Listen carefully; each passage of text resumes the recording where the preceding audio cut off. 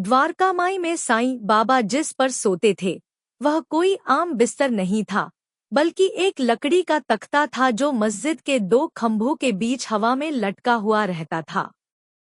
यह तख्ता इतनी संकीर्ण था कि उसकी चौड़ाई बस एक हथेली जितनी थी। भक्तों को हमेशा यह देखकर हैरानी होती, बाबा इतना पतला तख्ता कैसे इस्तेमाल करते होंगे? वो उस पर रात भर संतुलन बनाकर कैसे सोते होंगे?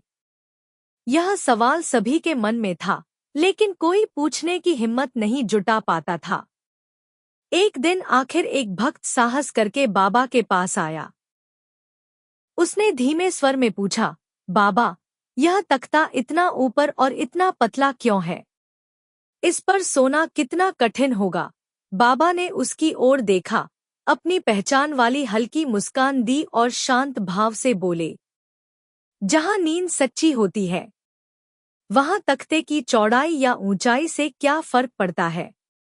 भक्त थोड़ी देर चुप रहा, लेकिन उसके चेहरे पर अब भी आधा सवाल लिखा हुआ था। तभी बाबा ने वह गहरी बात कही जिसने सभी को भीतर तक छू लिया।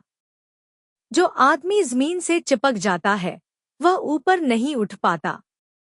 यह तख्ता लोगों को याद दिलाता है कि मन, सोच और जीवन सबको ऊंचाई की ओर बढ़ना चाहिए। यह सुनकर लोग समझ गए कि यह तख्ता बाबा की कोई आदत नहीं, बल्कि एक सीख था। उस दिन से भक्तों को समझ आया कि द्वारकामाई में लटका यह संकीर्ण तख्ता सिर्फ सोने की जगह नहीं था।